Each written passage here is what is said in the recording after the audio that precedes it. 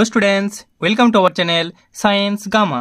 তো আগের ভিডিওতে তোমাদের পরিবেশের জন্য ভাবনা চ্যাপ্টারের যে সাজেশনগুলো দেওয়া আছে প্রশ্নবিচিত্রা রায়ান মার্টিন প্রশ্নবিচিত্রা 2024-এর সেই পরিবেশের জন্য ভাবনা থেকে এমসিকিউগুলো সমস্ত অ্যান্সারগুলো তোমাদের করে দেওয়া হয়েছিল।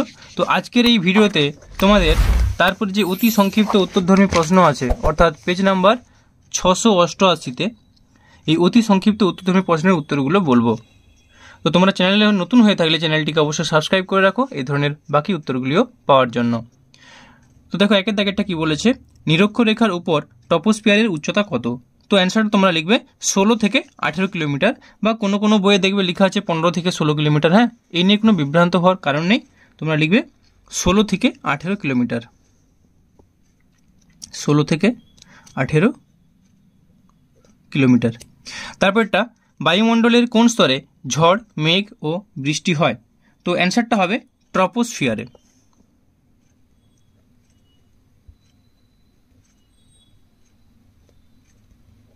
ট্রপোস্ফিয়ারে, ঠিক আছে।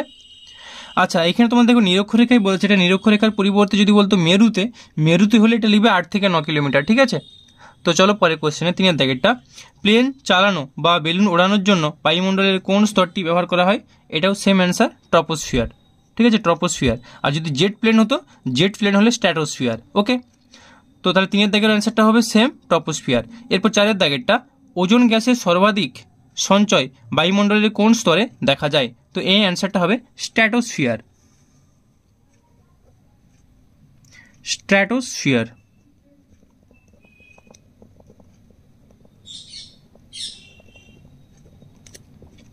এরপরেরটা 5-এর দাগেরটা, বায়ুমণ্ডলের কোন স্তরে বেতার তরঙ্গ প্রতিফলিত হয়?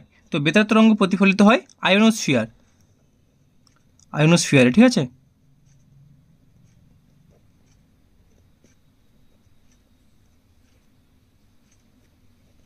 আয়োনোস্ফিয়ার।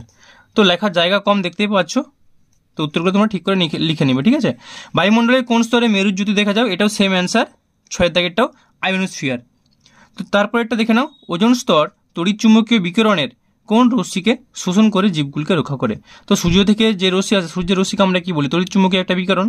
তো এই সূর্য থেকে যে রশ্মিটা আছে তার মধ্যে অতিবেগুনি রশ্মিকে শোষণ করে নেয়, তাহলে এটা বলবো ইউভি রশ্মি বা অতিবেগুনি রশ্মি বা আল্ট্রাভায়োলেট রশ্মি। তাহলে আমি লিখছি শর্টে ইউভি রশ্মি। হ্যাঁ, তোমরা চাইলে লিখতে পারো অতিবেগুনি রশ্মি। এরপর 8-এর দাগেরটা, স্ট্র্যাটোস্ফিয়ারের উচ্চতা বৃদ্ধির সঙ্গে সঙ্গে উষ্ণতা বাড়ে না কমে? তো স্ট্র্যাটোস্ফিয়ারে উচ্চতা বৃদ্ধির সঙ্গে উষ্ণতা বাড়ে, তো অ্যান্সারটা হবে বাড়ে। এরপরেরটা 9-এর দাগে, ওজোন স্তর সূর্য থেকে আগত কোন রশ্মিকে ভূপৃষ্ঠের আপতনকে প্রতিহত করে? সেম অ্যান্সার, ইউভি রশ্মির আপতনকে প্রতিহত করে, তাহলে এটা হচ্ছে অতিবেগুনি রশ্মি বা ইউভি রশ্মি।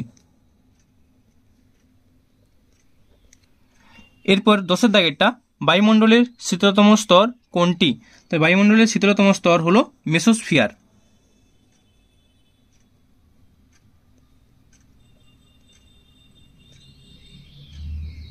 এই অঞ্চলে যেটা সবচেয়ে শীতলতম জায়গা সেটাকে বলা হয় মেসোপথ, যার উষ্ণতা থাকে -93 ডিগ্রি সেন্টিগ্রেড। তো অ্যান্সারটা হচ্ছে তাহলে এখানে মেসোস্ফিয়ার। অথবা একটা, বায়ুমণ্ডলের কোন স্তরে তাপমাত্রা সর্বনিম্ন? তো তাপমাত্রা সর্বনিম্ন কোনটাতে হবে? এটাই মেসোস্ফিয়ারে, -93 ডিগ্রি সেন্টিগ্রেড, তাহলে অথবা অ্যান্সারটাও সে মেসোস্ফিয়ার। এরপর 11-এর দাগেরটা, কৃত্রিম উপগ্রহ স্থাপনের জন্য বায়ুমণ্ডলের কোন স্তরটি উপযোগী? তো অ্যান্সারটা হবে এক্সোস্ফিয়ার, এক্সোস্ফিয়ার, সরি এক্সোস্ফিয়ার। তো চলো এর পরেরটা 12-এর দাগ, বায়ুমণ্ডলের কোন স্তরকে শান্ত মণ্ডল বলা হয়? তো ট্রপোস্ফিয়ারের পরবর্তী স্তর স্ট্র্যাটোস্ফিয়ার, ঠিক আছে, অ্যান্সারটা হবে স্ট্র্যাটোস্ফিয়ার। তো বারবার লিখছি না, এটা হবে স্ট্র্যাটোস্ফিয়ার, স্ট্র্যাটোস্ফিয়ার। এরপর 13-এর দাগেরটা, বায়ুমণ্ডলের কোন স্তর উষ্ণতা ও জলচক্র নিয়ন্ত্রণ করে? এটা হবে ট্রপোস্ফিয়ার, শুধু ট্রপো লিখে ছেড়ে দিচ্ছি, হ্যাঁ, ট্রপোস্ফিয়ার। এরপর 14-এর দাগেরটা, ওজোন স্তরের ঘনত্বকে কোন এককে প্রকাশ করা হয়? তো অ্যান্সারটা হবে ডবসন এককে। ওজোন স্তরের ঘনত্বকে প্রকাশ করা হয় ডবসন এককে, ডবসন এককে, বা যদি ইংরেজি বলো এটাকে বলা হয় ডবসন ইউনিট, DU, ঠিক আছে, ডবসন এককে। এরপর 15-এর দাগেরটা, ওজোন স্তরে ওজনের বিয়োজনে NO এর ভূমিকা কি? তো ওজোন স্তরে ওজন কি করে না ওজোন স্তরকে ধ্বংস করে, তাহলে NO এর ভূমিকা বলবো ওজোন স্তরকে ধ্বংস করে। তাহলে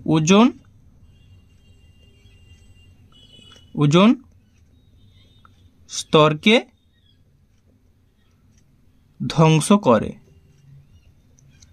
এরপরেরটা, এমন একটি গ্যাসের নাম অথবা ফর্মুলা লেখো যা একটি গ্রিনহাউস গ্যাস, প্রাকৃতিক উপায়ে উৎপন্ন হয় ও ওজোন স্তর ধ্বংসের কারণ। তো এই অ্যান্সারটা হচ্ছে কিনা NO, নাইট্রিক অক্সাইড, NO। তো এটা দেখো প্রাকৃতিক উপায়ে কিভাবে সৃষ্টি হয়, যখন বজ্রপাত হয়, বজ্রপাতের সময় কি হয়, প্রচুর পরিমাণে তাপমাত্রার সৃষ্টি হয় প্রায় 3000 ডিগ্রি সেন্টিগ্রেড। তো সেই তাপমাত্রায় নাইট্রোজেন আর অক্সিজেন মিশে গিয়ে NO উৎপন্ন করে। এই NOটা কি হয়, এটা ওজোন স্তরকে ধ্বংস করে, আবার গ্রিনহাউসের জন্য দায়ী। ঠিক আছে, অ্যান্সারটা হবে NO। এরপর 17 দাগেরটা, বায়ুতে উপস্থিত একটি গ্যাসের নাম করো যেটির পরিমাণ বাড়লে বিশ্ব উষ্ণায়ন ঘটে। অবশ্যই এটা কি হবে না, কার্বন ডাইঅক্সাইড, CO2। এরপর 18টা, একটি জৈব গ্রিনহাউস গ্যাসের উদাহরণ দাও। তো বলেছে একটি জৈব গ্রিনহাউস গ্যাস, অবশ্যই অ্যান্সারটা কি হবে না, মিথেন, CH4। এরপরেরটা 19 দাগ, বায়ুমণ্ডলের উষ্ণতা বৃদ্ধি করে এমন একটি গ্যাসের নাম লিখো। উষ্ণতা বৃদ্ধি করে আবার সেই লিখতে পারি আমরা CO2, আগেরটাও করেছিলাম 17টা CO2, এটাও CO2। এরপর 20 দাগেরটা, বায়ুমণ্ডলের উপস্থিত একটি গ্যাসের নাম করো যেটি গ্রিনহাউস গ্যাস নয়। তো বায়ুমণ্ডলে গ্রিনহাউস গ্যাস নয়, যেমন অক্সিজেন, নাইট্রোজেন। ঠিক আছে, তো অক্সিজেন একটা লিখতে বলেছে, অক্সিজেন লিখে দিলে। সবচেয়ে বেশি তাপন মূল্যের গ্যাসীয় জীবাশ্ম জ্বালানির নাম কি? তো অ্যান্সারটা লিখবে কিনা এলপিজি। ওকে, এরপরে দেখো কি আছে, 22 দাগ, এসআইতে তাপন মূল্যের একক কি?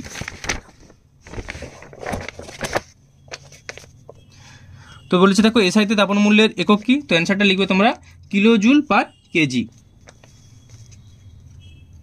Kilojoule per KG. ওকে, এরপরে 23 দাগেরটা, কয়লা ডিজেল এর মধ্যে কোনটি তাপন মূল্য বেশি? তো কয়লা আর ডিজেলের মধ্যে তাপন মূল্য বেশি হচ্ছে ডিজেলের তাপন মূল্য বেশি। এরপরেরটা 17 দাগে কি বলেছে দেখো, যে কয়লা ও কেরোসিনের মধ্যে 17 দাগ বলছি, মানে 23 দাগের অনুরূপ প্রশ্ন 17 সালে পড়েছিল, কয়লা আর কেরোসিনের মধ্যে কোনটি তাপন মূল্য বেশি? এই ক্ষেত্রে তোমরা অবশ্যই অ্যান্সারটা করবে কিসের না, কেরোসিনের, কয়লা থেকে কেরোসিনের তাপন মূল্য বেশি। এরপর বলেছে 24 দাগেরটা, জীবাশ্ম জ্বালানির দহনে কোন গ্যাস উৎপন্ন হয়? তো যে কোনো জিনিসকে পোড়ালে কার্বন ডাইঅক্সাইড তো উৎপন্ন হবেই, তাহলে জীবাশ্ম জ্বালানির দহনে এটা বলবো CO2 গ্যাস উৎপন্ন হয়। জীবাশ্ম জ্বালানির বিকল্প একটি জ্বালানির উল্লেখ করো। তো জীবাশ্ম জ্বালানির বিকল্প বায়োগ্যাস, ঠিক আছে, তারপরে যেটা বায়ো ইথানল, বায়োডিজেল, হ্যাঁ, এই ধরনের জিনিসগুলো যে একটা লিখলেই হবে। তো তোমরা লিখতে পারো বায়োগ্যাস, বায়োফুয়েল, তাহলে লিখো বায়োগ্যাস, একটা লিখতে বলেছে, বায়োফুয়েল,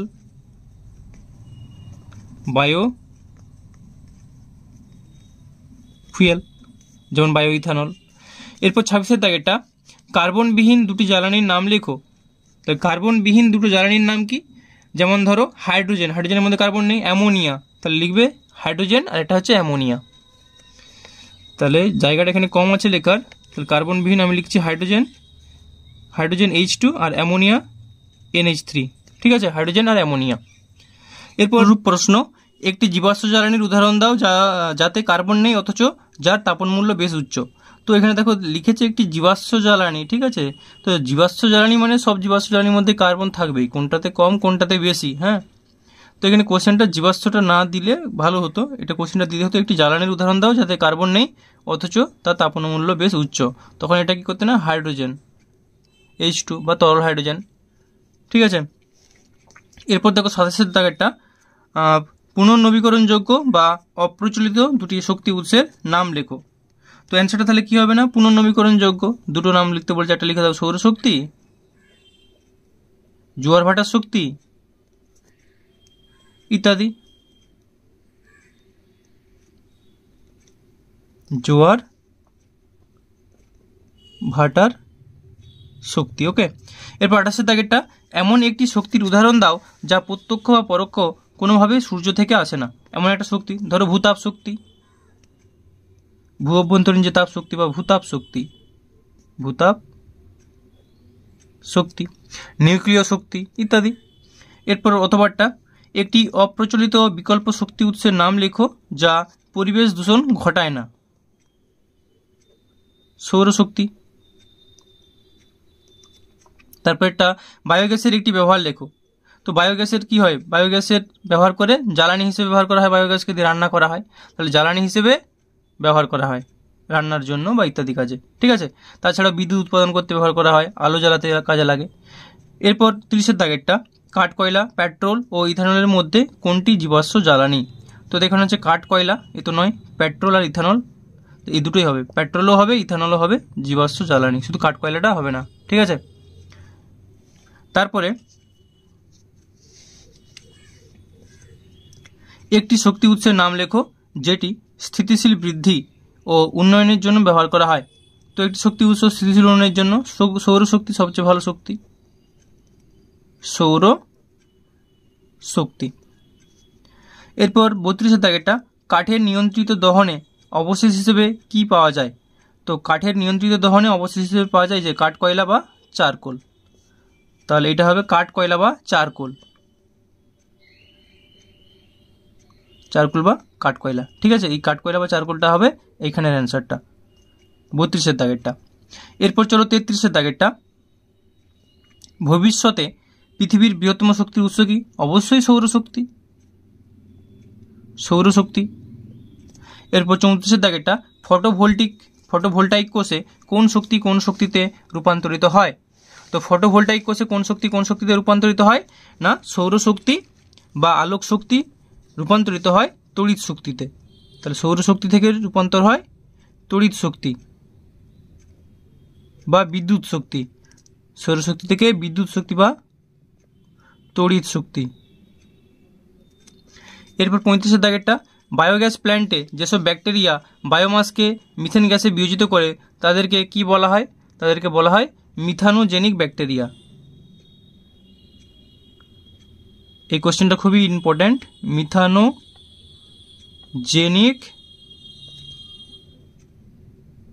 ব্যাকটেরিয়া। যেমন একটা মিথানোজেনিক ব্যাকটেরিয়া কি? মিথানোকক্কাস। এরপর 36-এর দাগেরটা, বায়ুকল টারবাইনে কোন শক্তি কোন শক্তিতে রূপান্তরিত হয়? তো বায়ুকল মানে কি? বায়ু শক্তিটা তড়িৎ শক্তিতে, বায়ু শক্তি বা ব্যাকেটে লিখতে পারো যান্ত্রিক শক্তি থেকে তড়িৎ শক্তি, তাহলে বায়ু শক্তি থেকে রূপান্তরিত হবে তড়িৎ শক্তিতে, ঠিক আছে, বায়ু থেকে তড়িৎ। অথবাটা উইন্ড মিলে বায়ু শক্তি থেকে কি উৎপন্ন হয়? তাহলে উইন্ড মিলে বায়ু শক্তি থেকে তড়িৎ শক্তি উৎপন্ন হয় বা বিদ্যুৎ উৎপন্ন হয়, ঠিক আছে। এরপর 37-এর দাগেরটা, পশ্চিমবঙ্গে বায়ুকল আছে এমন একটি জায়গার নাম লেখো, বকখালি, সাগরদ্বীপ ইত্যাদি, তাহলে বকখালি।